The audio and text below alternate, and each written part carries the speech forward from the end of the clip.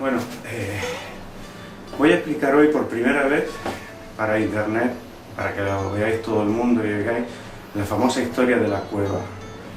El sitio es muy especial, las vistas que hay aquí delante son increíbles y la historia que voy a contar ahora es una historia de hace miles y miles de años de alguien que hizo algo increíble y que seguramente no es el único sitio del mundo donde ocurre. Esta cueva habla, esta cueva nos está contando algo que sucedió hace más de 5.000 años justo aquí delante de nosotros, delante del mar. El personaje que hizo esta cuevita lo hizo muy adrede. No es una cueva natural, es una cueva artificial y el que la hizo sabía lo que estaba haciendo. Cuando uno se sienta aquí dentro y mira lo que hay aquí delante y la puesta de sol, no deja de ser como una panorámica bucólica, romántica, pero detrás de lo que vemos aquí, de estas pinturas, de esta cuevita, se encuentra tal vez el secreto mejor guardado de la historia, el secreto que pudo hacer que nuestra civilización esté donde esté hoy y continúe. La cueva no está colocada adrede, está colocada justo delante donde una corriente oceánica mete los atunes gigantes, atún rojo. El atún rojo llega a medir más de 3 metros y pesar más de 300 kilos de adulto, pero pueden llegar a 400 y 500 kilos. Cada año, a partir de primavera, empiezan a llegar desde distintos sitios del Atlántico estos atunes gigantes para ir al Mediterráneo a diferentes lugares a desovar. Cuando el atún viene utilizando las corrientes y corrientes superficiales. Para eso habría que saber cómo funciona el estrecho de Gibraltar, que seguramente en otro vídeo lo explicaré. Y entre todos los vídeos que se vayan montando iremos descifrando cómo funciona el estrecho y la vida que había aquí y la historia que lleva toda esta zona. Los atunes, cuando vienen de distintos sitios y van a colarse al Mediterráneo a desovar, no comen. Entonces hacen miles de kilómetros sin comer. Y para hacer eso tienen que hacer lo que hacía Nemo en la película de Nemo, y es utilizar las corrientes oceánicas. Entonces en el estrecho de Gibraltar ocurre un fenómeno, y es que en mitad del canal del estrecho las aguas superficiales van de Atlántico a Mediterráneo, así que va a ser uno de los sitios principales para que los atunes gigantes pasen al Mediterráneo. Pero pegado a las costas, tanto marroquíes como españolas, las corrientes funcionan no como en el centro, sino que tenemos 6 horas que van en una dirección y 6 horas que van en dirección contraria. Entonces eso va a condicionar el paso de los atunes. Va a haber 6 horas que los atunes sí van a poder utilizarlas para ir al Mediterráneo, pero cuando la corriente cambie y se ponga en sentido contrario, los atunes vienen navegando, cansados, sin comer, y nadar en contracorriente no les sirve, así que se cuelan otra vez a mitad del centro del canal para ir al Mediterráneo.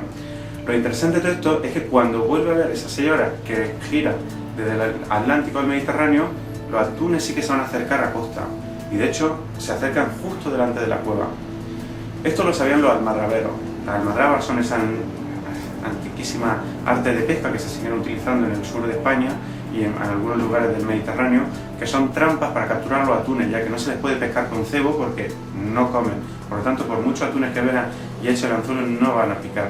Así que hace miles de años se creó una trampa, que es la almadraba, una ciudad gigantesca de redes que crean galerías y tipo embudo y laberintos para que los atunes, cuando entren, lleguen al final a una piscina que se llama el copo y el cuadro, y al final el cuadro el copo, y ahí los atunes ya no pueden salir, y ahí es cuando se les captura. Bueno, el secreto mejor guardado del almadrabero de la antigüedad era el punto exacto donde calar una almadraba. Y además eran obsesivos, o sea, la latitud y la longitud lo tenían muy bien guardado, y el capitán cada año, cuando montaba la almadraba, tenía que saber exactamente dónde poner el primer punto. Durante una semana después de calar toda la almadraba, los capitanes estaban temblando, porque temían haberse movido un poco, pueden ser metros, o 50 metros, 100 metros, y si no pescaban atunes al principio, lo pasaban muy mal pensando que podía ser porque se habían equivocado en la posición. Esto sirve para enfatizar el hecho de que el punto exacto era importante. Y no el sitio, porque mucha gente piensa que los atunes van costeando. Los atunes no costean, los atunes vienen metidos por esa corriente hasta la costa, y eso lo saben las orcas. Y las orcas lo que hacen cuando las corrientes empiezan a ir desde el Atlántico al Mediterráneo, y cuando las corrientes son muy fuertes con la luna llena y la luna nueva, 2 días antes y 2 días después, esas corrientes lo que meten son atunes aquí a la costa en cantidades ingentes, y a ese punto exacto, que era donde calaban la almadraba. Lo interesante de todo es que las orcas lo saben y hubiera o no hubiera almadraba, las orcas se van a colocar aquí delante.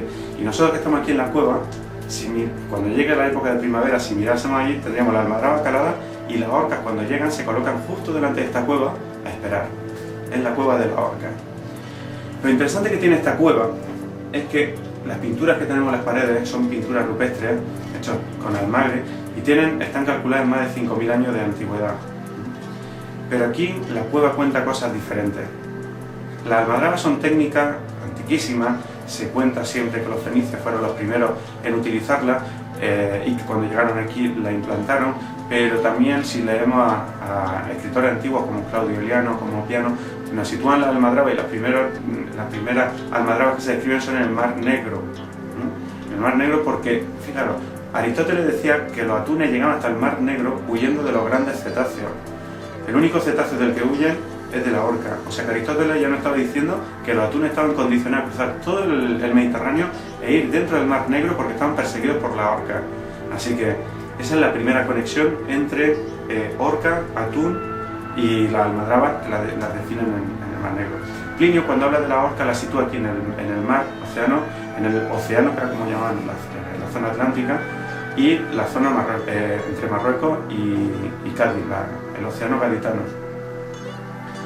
Lo curioso de toda esta historia es que estas pinturas, como he dicho, tienen bastante más tiempo que los fenicios y sin embargo cuentan una historia de atunes también. Fijaos bien, una cueva colocada delante de la corriente que trae los atunes. ¿Qué creéis? ¿Que no sabrían nada de atunes? Bueno, puede ser que sí o puede ser que no. Ahora se sabe en las cuevas de Gibraltar, los últimos yacimientos que se están sacando, que los hombres del Neolítico que estaban aquí, ellos se alimentaban de atunes. Y de hecho hay algunos que piensan que probablemente fueron ayudados por orcas para sacar atunes. La orca, cuando el atún se acerca a la costa, empieza a perseguirlo y el atún puede o salirse hacia mar adentro o bien tirarse a costa. Cuando se tira a costa, el atún salta a la arena. Prefiere morir en la arena que comido por una orca.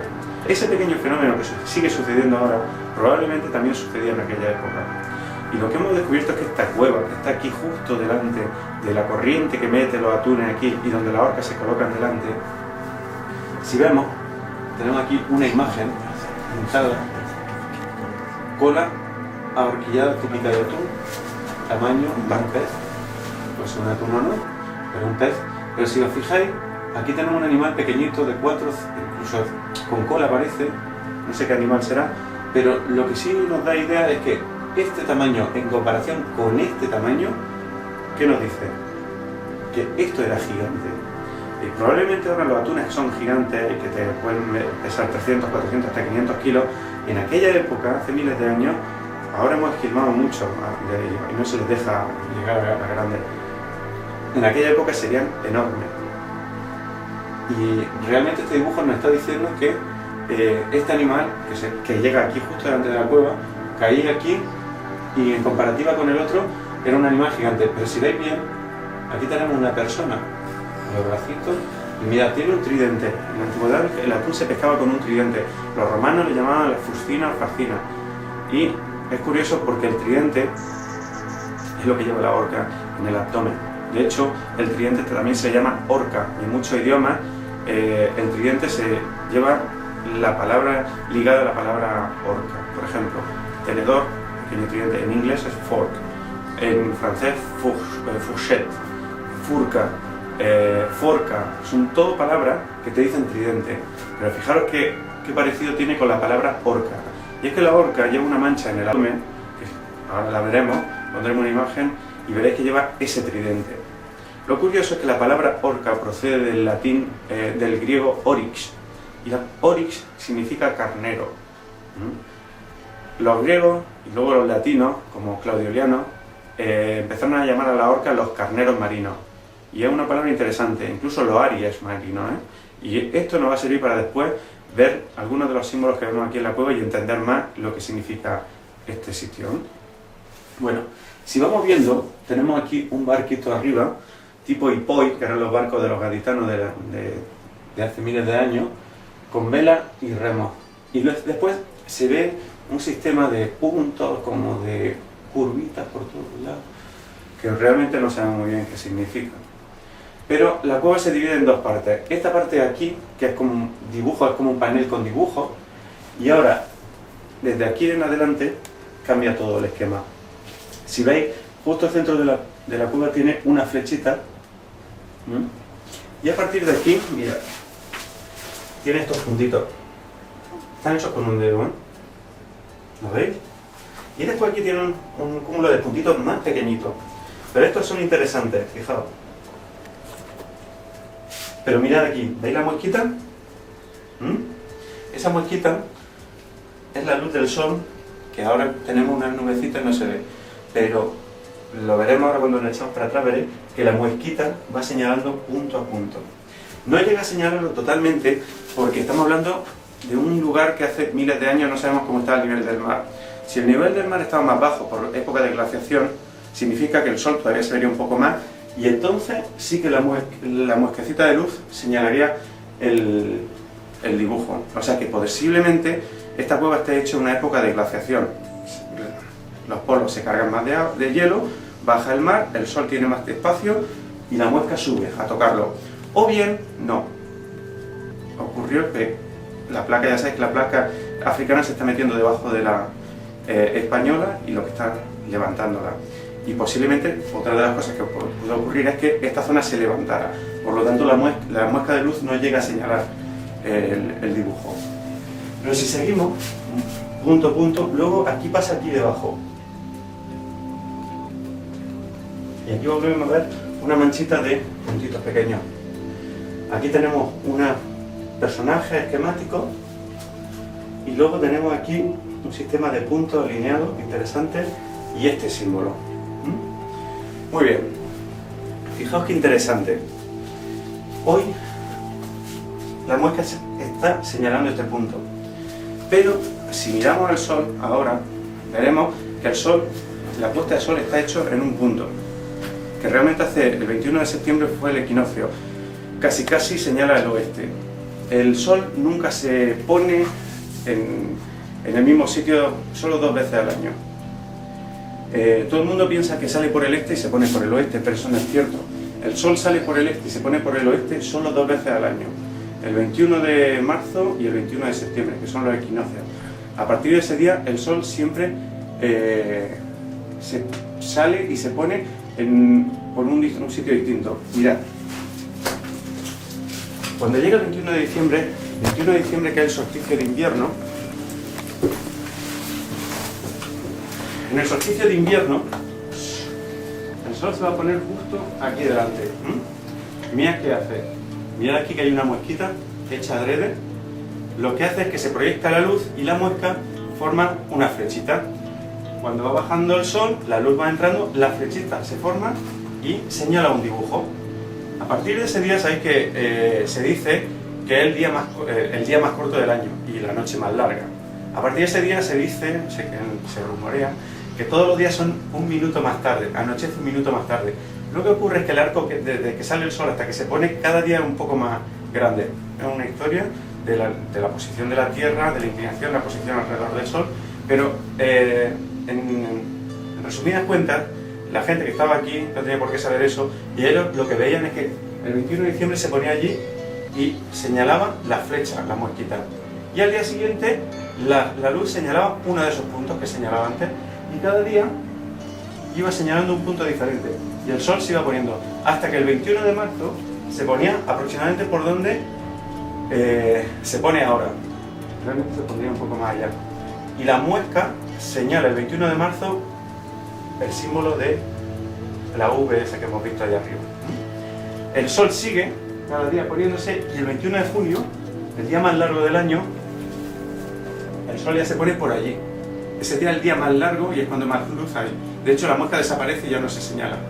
A partir del 21 de junio, se anochece en un minuto antes. Lo que ocurre es que el sol empieza a moverse hacia atrás y cada día se va poniendo un poquito aquí. Y ya cuando aparece la muesca de nuevo en la cueva, lo que vamos a ver es la luz, la flechita señalando el símbolo y después cada día un puntito. Hasta que el 21 de diciembre, que es el solsticio de invierno, vuelve a señalar la flecha y a partir de entonces vuelve otra vez. Entonces tenemos un sistema que es una flecha que desde el 21 de diciembre hasta el 21 de junio vuelve, va y vuelve. ¿Eso para qué sirve? Bueno, es un calendario solar que sigue funcionando ahora, después de miles de años, perfecto. Y lo más increíble es que el solsticio de invierno ocurre un fenómeno increíble, y es que el sol se para.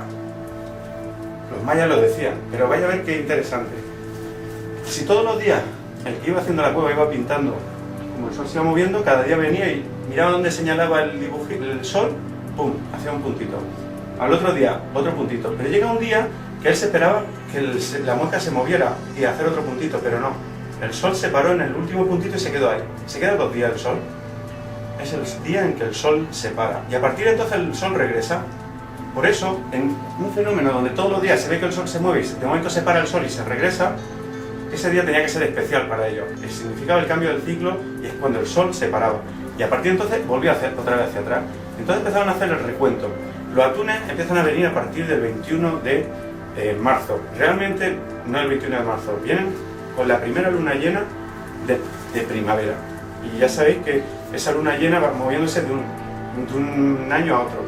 Eso es lo que nos lo dice bien en la Semana Santa cristiana, porque la Semana Santa se mueve con la luna llena, la primera luna llena de primavera. Así, ya sabéis, 21 de marzo, la primera luna llena que haya después del 21 de marzo, vamos a tener el domingo de resurrección. Bueno, pues los atunes están condicionados por esa luna. Y si los atunes están condicionados por esa luna, las orcas también. Por eso, si queréis ver orcas aquí en estas playas de Barbate y de Zahara, la época que tenéis más probabilidad de verlas, así como comienzo, sería Jueves Santo. El día antes o el día después. Porque esa luna llena, es una luna llena muy potente, es la primera de primavera y es la que empieza a meter atunes. Y como eso las orcas lo saben y están esperando a que llegue el momento, ellas se colocan aquí cerquita de playa para hacer toda la estrategia que hemos contado antes, acorralar a los atunes en la playa.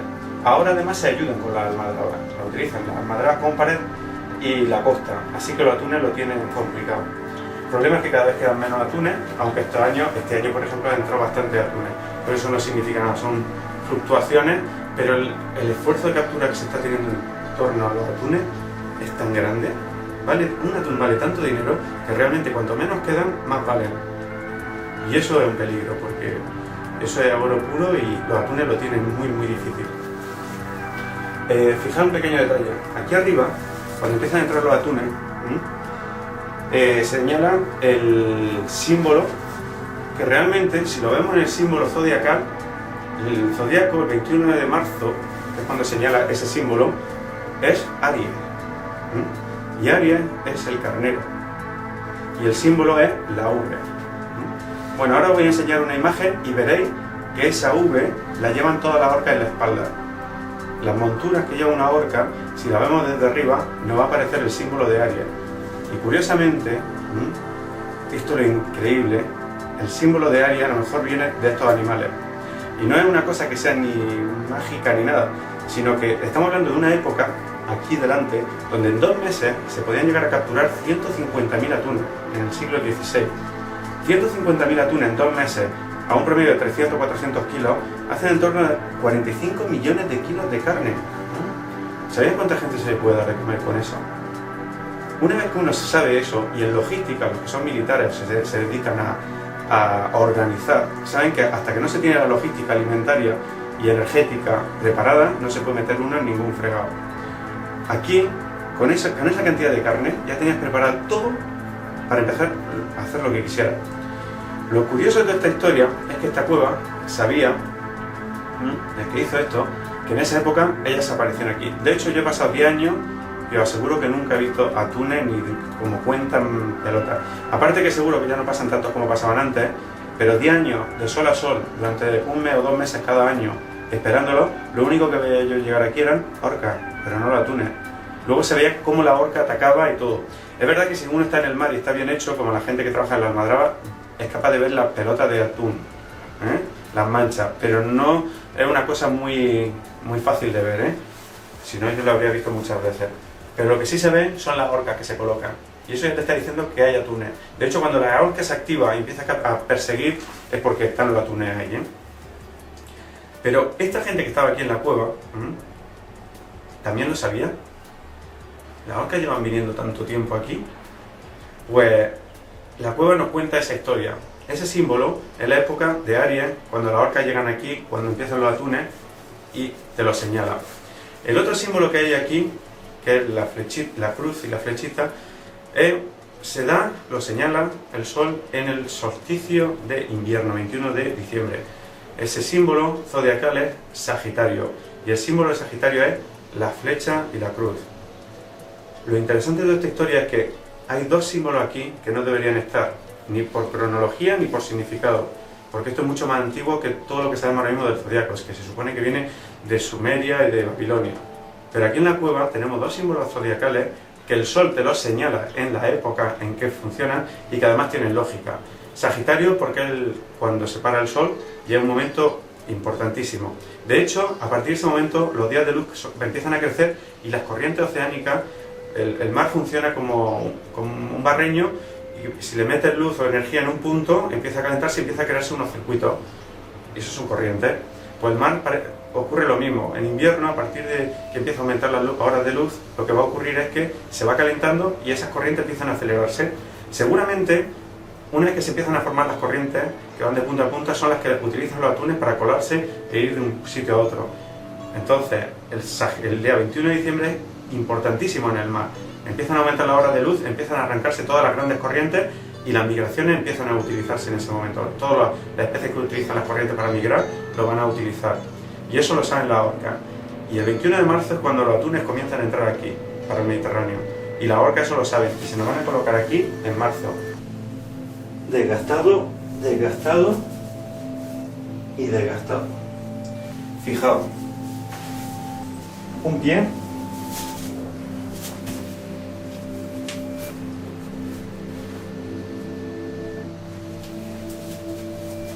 se utilizó muchísimas veces y por eso está desgastado.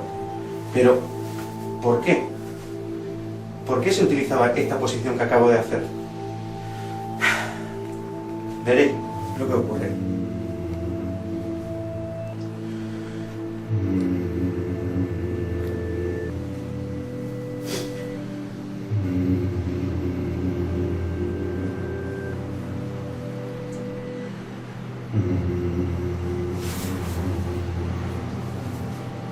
De esta cueva es que, como habéis explicado antes, la muesca que señala funciona desde aquí a este lado, es decir, todo este lado. Ella cada día va señalando y vuelve. Y desde aquí para acá, realmente lo que es un lienzo. Creo que lo que aquí he dibujado es cómo se pescaban los atunes gigantes en la antigüedad. Esta parte te decía cuándo y esta parte te decía cómo.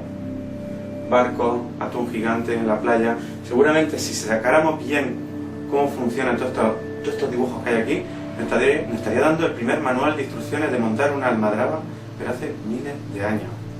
Aparte hay una cosa interesante, mirad aquí. ¿Veis el huequito? Este hueco que hay aquí. Si yo agarro y me siento, ¿veis lo que ocurre? Encajo perfectamente. Seguramente la persona que utilizaba esto era bastante, bueno, un poco más pequeño, que yo no soy muy grande. Pero fijaos qué interesante. Si yo hago así, oigo una cosa, pero si yo hago así, oigo otra. Desde aquí, si miramos a la orilla del mar, una vez estábamos probando todo y había justo en la orilla del mar una familia tumbada pues, de playa. Y cuando hicimos así nos metimos, ¡pum! Que permite oír lo que se dice en la playa. Empezamos a oír la conversación de la familia, lo que decía, la pelea que tenía con el marido y con la mujer.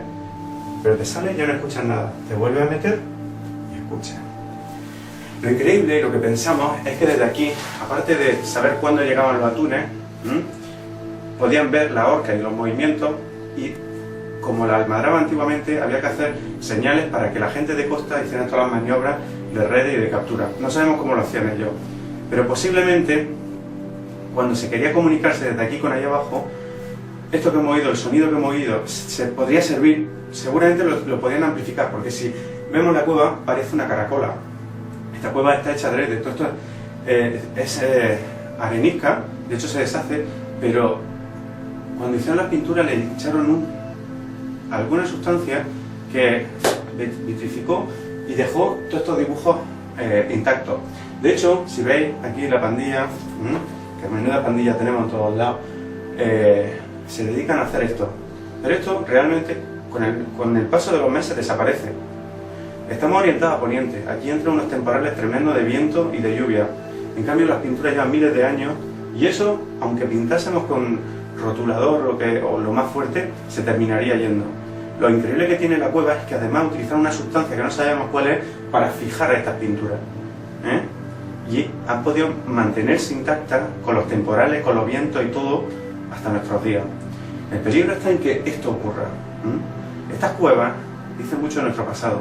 Si ellos no llegan a ser inteligentes, digo nuestros antiguos, y no llegan a saber todos estos trucos de océano y a utilizar el sentido común, nosotros no estaríamos aquí ahora mismo. Lo que es triste de lo que está pasando es que me están anulando. Y tú que me estás oyendo, te estás anulando de una manera increíble. Te crees que sabes y no sabes nada. Yo tampoco sé nada. Pero vamos a despertarnos, vamos a intentar saber cómo sabían los antiguos, cómo ellos sin tecnología y sin nada creían en el futuro, lo que fuera, y eran capaces de salir. Si tú te quedas ahora mismo en medio de la nada, tú no sobrevives, porque aunque te crees que sabes, no sabes. Tu obligación es saber. Y esta cueva hizo algo increíble. O sea, dejaron el sistema de instrucciones. Posiblemente lo que nosotros sabemos ahora mismo de que los fenicios fueron los primeros que vinieron a pescar, pues no sea cierto. De hecho, la cueva y el sitio donde está orientado nos está diciendo que estos sabían cuándo llegaban, cómo pescaban y todo. Pero, hablando de los fenicios, sí que hay que romper una lanza a su favor. Y es que, posiblemente, ellos hicieron una cosa increíble.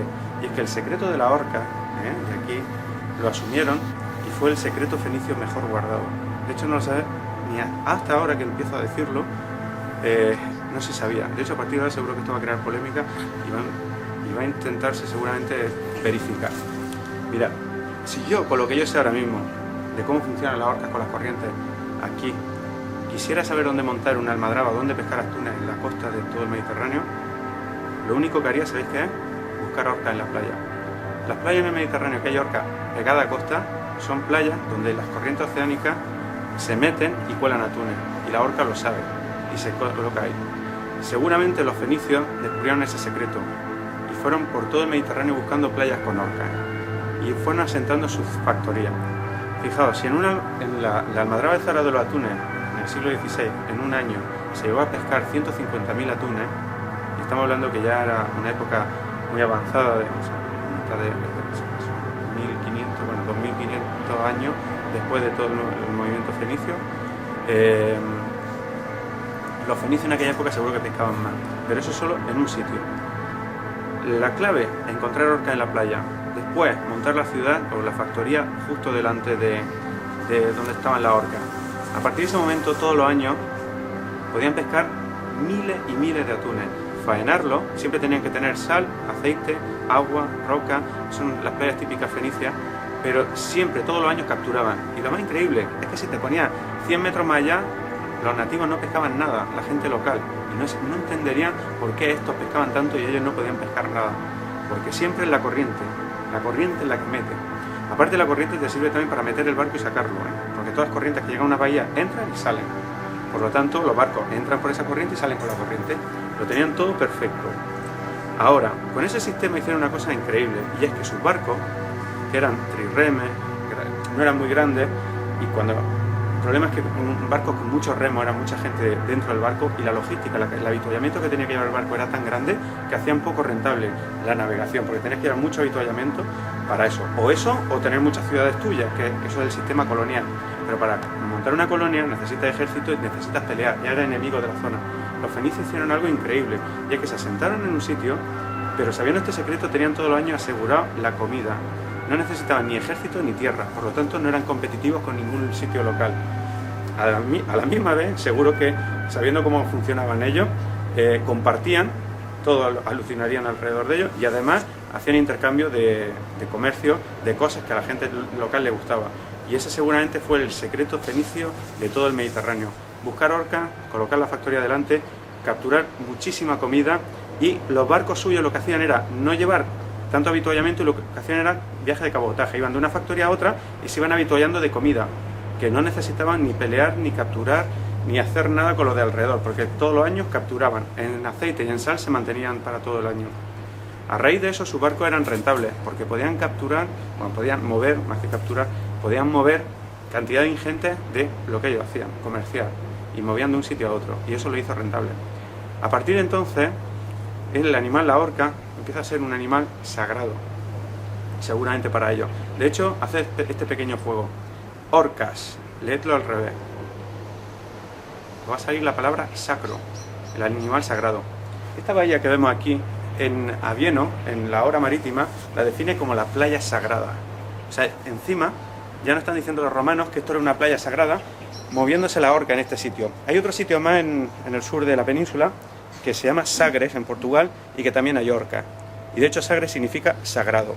Y Enrique el Navegante lo sabía porque llegó a colocar allí su escuela náutica justo en la punta, al lado del Cabo San Vicente, donde las orcas llegan, donde las corrientes largas llegan y donde los atunes funcionan. Allí también había almadraba. Este secreto es un secreto que pasó de tradición en tradición.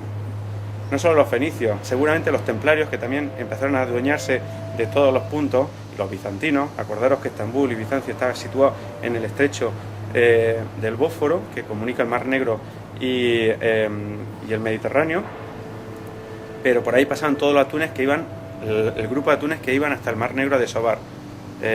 Tenían asegurada también la comida, es decir, solo tenían que poner almadraba o cortar en ese punto y capturaban miles y miles de atunes para abastecerse. La cuestión está que el Mediterráneo y todas las civilizaciones en el fondo han estado en torno a la historia de los atunes, aunque ahora no lo creamos. Aunque ahora pensemos que el atún, de hecho ni lo sabemos que existen. La gente no sabe lo que es un atún rojo. Cuando ve un atún salir de ahí y lo ve tan grande, se queda como diciendo, Dios mío, ¿qué es eso? Pues que eso, todos los años pasan. Lo que pasa es que ahora ya no interesa que se sepa mucho, ¿no? Todo se va para Japón y están creando una historia que ya lo contaré otro día, que es un poco triste. Pero van a pegar un pelotazo tipo diamante. Es decir, capturando muchísimos atunes, encerrándolos, y os voy a decir qué va a ocurrir. Japón está comprándolo todo el mundo está pescando atunes a mansalva, por todos lados, y Japón está guardándolo todo, y Japón va a terminar diciendo, oye, hay que prohibir el atún, y el atún se va a prohibir, y cuando se prohíba el atún de pescar, toda la cantidad de atunes que tienen ellos guardados, ¿sabéis lo que va a valer? Oro, pero oro, porque se va a disparar el precio del atún, pero ellos lo tienen porque es legal. Pero lo triste es que a partir de ese momento, la pesca furtiva va a ser más peligrosa, porque entonces cualquier atún que se pesque furtivamente va a valer oro, y los atunes la llevan clara. Pensad que hay todo el Mediterráneo, el atún se mueve por todos lados, y el Mediterráneo entero, las grandes civilizaciones se han basado en el atún. La palabra almadraba viene del árabe al-madrab, que significa el lugar donde se golpea. O sea, ya te está diciendo también que las almadrabas tienen algo de árabe, bizantino, fenicio, romano, griego, árabe, cartagineses, que son las ramas fenicias, y sobre todo fijaos si es importante para los cartagineses que existe un país que es Túnez, que viene de atún, de tuna, todo un país entero, definiendo a un animal que como no hagamos nada, se va a extinguir y está en la base de nuestra civilización. Todo lo que nosotros somos hasta ahora, bueno o malo, fue a raíz de él. Como dejemos que se lo coman todo, no va a quedar nada de esa historia. Esta cueva, que es milenaria, está aquí señalando algo que hace miles de años funcionaba, que sigue incluso funcionando ahora, pero que cada vez va a ir a menos. Y un día esto no tendrá ningún sentido. Seguramente dentro de no sé cuántos años vendrá alguien, lo estudiará, y como aquí no habrá atunes, no se entenderá para qué se hizo ni por qué no. Simplemente se verán los dibujos y se dirá, una historia de dioses o historias fálicas, como dice todo el mundo, historias fálicas y de dioses, por Dios. Las cosas son de sentido común, y los antiguos eran inteligentes y pensaban y hacían las cosas como hacemos nosotros para que funcionara y poder utilizar el mínimo esfuerzo con el máximo rendimiento. Pero el que hizo esta cueva, seguramente los fenicios o aprendieron de ellos o de gente que sabía de toda esta historia. Pero hay algo que lo une a todos. Este tenía su manual de instrucciones allá abajo. Y cuando uno deja el manual de instrucciones es porque quiere que se sepa. Y ya sabéis lo que se dice hoy en día, que la información es poder. Eso lo hizo un sinvergüenza. ¿de acuerdo? La gente se lo cree, se cree que hay que guardar la información porque eso es poder. Así estamos como estamos, porque toda la información se guarda. Y cuando se guarda la información, ¿sabéis lo que ocurre? Que se echa a la oscuridad, porque no se sabe. Y cuando uno no sabe, no piensa. Así que vamos a aprender, chicos.